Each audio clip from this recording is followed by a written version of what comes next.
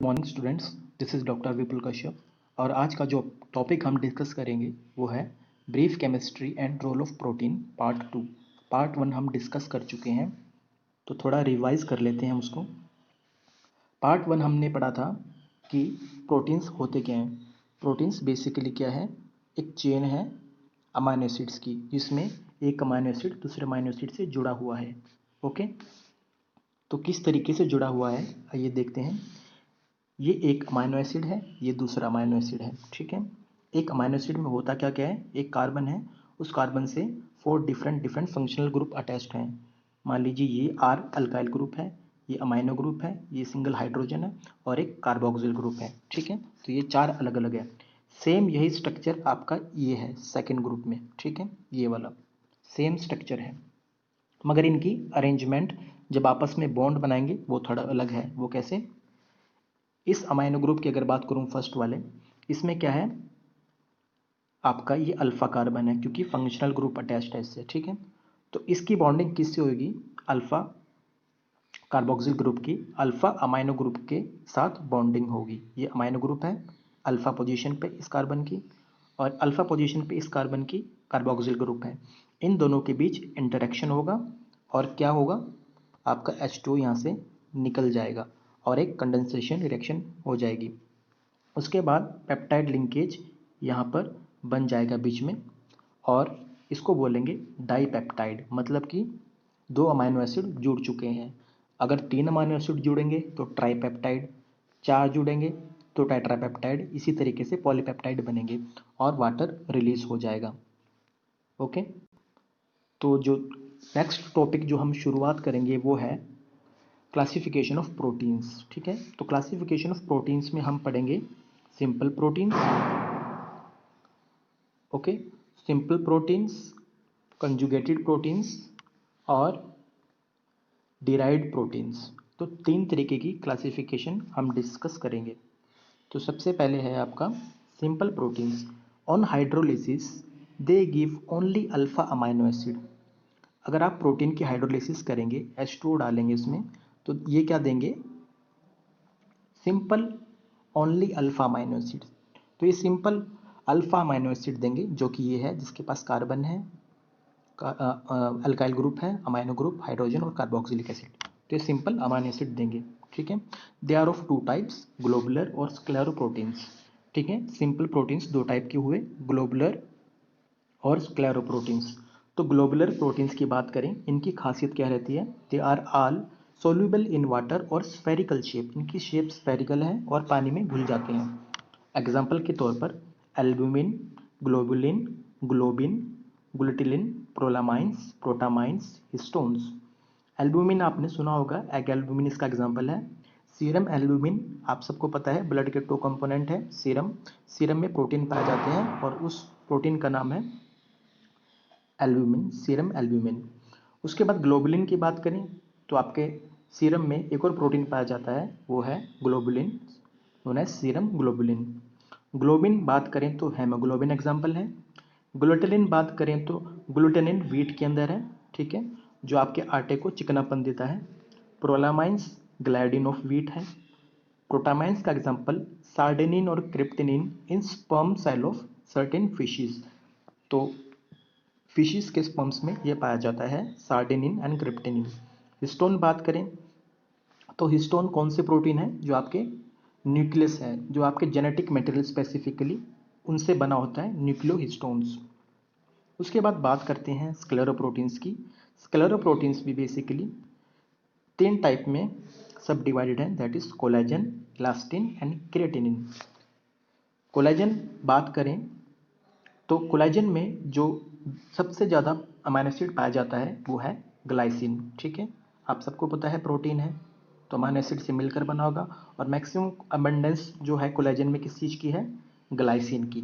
Elastin आपकी arteries और tendon में पाया जाता है, जबकि केराटिन जो प्रोटीन है वो आपके हेयर या स्किन में पाया जाता है। नेक्स्ट बात करते हैं कॉन्जुगेटेड प्रोटीन के बारे में।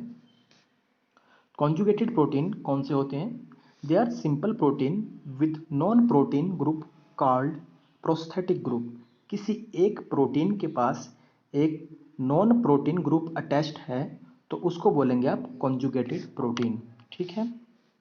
On the basis of prosthetic group the conjugated proteins are classified nucleoprotein, phosphoprotein, glycoprotein, lipoprotein, metalloprotein and क्रोमोप्रोटीन्स।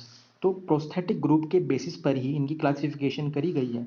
For example nucleoprotein की अगर मैं बात करूं तो इनके पास नॉन प्रोटीनिशियस पार्ट क्या है, न्यूक्लिक एसिड, और इसका एग्जांपल हुआ वायरस प्रोटीन। फॉस्फोप्रोटीन की बात करूं मैं, इनके पास नॉन प्रोटीनिशियस पार्ट है फॉस्फोरिक एसिड, ठीक है।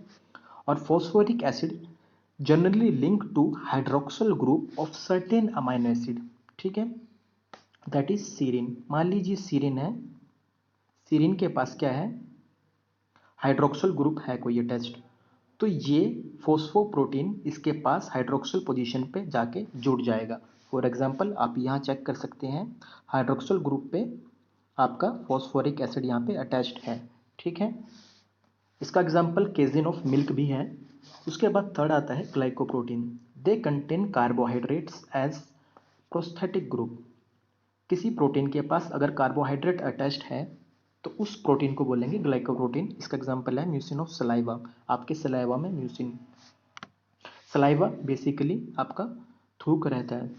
उसके बाद लाइपोप्रोटीन की बात करें, they contain lipids, fatty acids, phospholipids और कोलेस्ट्रॉल के रूप में एज अ प्रोस्थेटिक ग्रुप।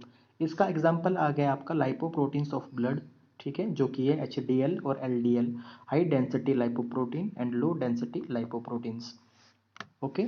उसके बाद मेटालोप्रोटीन, वो प्रोटीन जिनके पास नॉन प्रोटीन पार्ट क्या है, एक मेटल है, ओके। तो वो कौन से हुए, मेटालोप्रोटीन। और इसमें एग्जांपल है एंजाइम कार्बोनिक एनहाइड्रेस, ठीक है। तो कार्बोनिक एनहाइड्रेस एक एंजाइम है, उसके पास भी क्या है, एक जिंक मेटल है। उसी तरीके से फेरेटिन है, ठीक है, इसके पास क्या है, आयरन है। उसके बाद आता है आपका chromoproteins. They contain coloured substances as prosthetic group, ठीक है, जिनके पास, जिन प्रोटीन्स के पास ऐसे कंपोनेंट हैं जो कि कलर्ड हैं, ठीक है, उनको बोला जाएगा क्रोमोप्रोटीन्स। इसका एग्जांपल आता है साइटोक्रोम्स एंड हेमोग्लोबिन्स। उसके बाद आता है आपका डिराइव्ड प्रोटीन्स।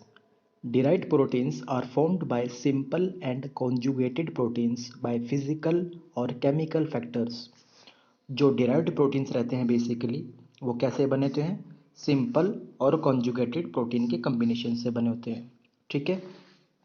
और उनकी बेसिकली दो टाइप्स रहती है, primary derived proteins and secondary derived proteins. ये देखिए, प्राइमरी डिराइव्ड प्रोटीन्स किन्हें बोलते हैं, they are denatured product of proteins, ठीक है। किसी भी प्रोटीन को अगर हीट करें या एसिड ट्रीटमेंट दें या फिर अल्काली ट्रीटमेंट दें तो वो डिनेचर्ड हो जाता है, उसकी जो कॉन्फ़िगरेशन है वो टूट जाती है, ठीक है। तो उन प्रोटीन्स को क्या बोला जाता है, प्राइमरी डिराइव्ड प्रोटीन्स। उसमें एग्जांपल्स हैं आपके basically proteins, meta proteins and coagulated proteins. जो बेसिकली प्रोटीन्स हैं, they are form by action of water, dilute acid and enzymes. Examples are fibrin from fibrinogen. अगर आप फिब्रिनोजन के अंदर डाइल्यूट एसिड या फिर वाटर डाल दें तो इससे क्या मिलेगा आपको, फिब्रिन, क्योंकि वो इस वक्त क्या है, डिनेचर हो चुका है। उसके बाद आता है आपका meta proteins. They are formed by action of slightly stronger acids and alkalines on proteins. किसी भी प्रोटीन के ऊपर थोड़ा स्ट्रॉन्गर एसिड या एल्कलाइन डालेंगे तो इससे क्या होगा, मेटा प्रोटीन्स बनेंगे। Acid and alkali albuminates are examples of meta protein. उसके बाद बात करते हैं कॉन्जुगेटेड प्रोटीन्स की। Conjugated proteins, they are insoluble products formed by action, heat और अल्कोहल ऑन प्रोटीन। किसी भी प्रोटीन्स के ऊपर आप क्या करें, हीट डालें या फिर अल्कोहल से ट्रीटमेंट करें, ठीक है। तो उसके बाद जो इंसॉल्युबल प्रोडक्ट बनेगा वो क्या है आपका, कॉन्जुगेटेड प्रोटीन। इसका एग्जांपल होगा कुक्ड एग एल्ब्यूमिन, ठीक है। आपका एग अगर पक जाएगा तो उसका एग्जांपल है कॉन्जुगेटेड प्रोटीन्स। उसके बाद नेक्स्ट जो क्लास आई वो है आपकी सेकेंडरी डिराइव्ड प्रोटीन्स, ठीक है। डिराइव्ड प्रोटीन्स में जो दूसरा है वो है secondary derived proteins. They are formed by hydrolytic cleavage of protein at their peptide linkage. आप सबको पता है दो अमीनो एसिड के बीच में पेप्टाइड लिंकेज है, जब ये बनती है तो ये पेप्टाइड बॉन्ड है। अगर हमने यही पेप्टाइड लिंकेज को तोड़ना है, ठीक है, तो इसकी हाइड्रोलिसिस करेंगे। देखिए यहाँ पे ये एक अमीनो एसिड है और ये एक अमीनो एसिड है, और जो इनके बीच में येलो पोर्शन है वो इनकी पेप्टाइड लिंकेज है। तो ये पेप्टाइड लिंकेज टूट जाएगी और इससे बन जाएंगे आपके सेकेंडरी डिराइव्ड प्रोटीन्स। तो आज के लेक्चर में इतना ही। आप, आई होप आपको सब समझ आया होगा। Thank you.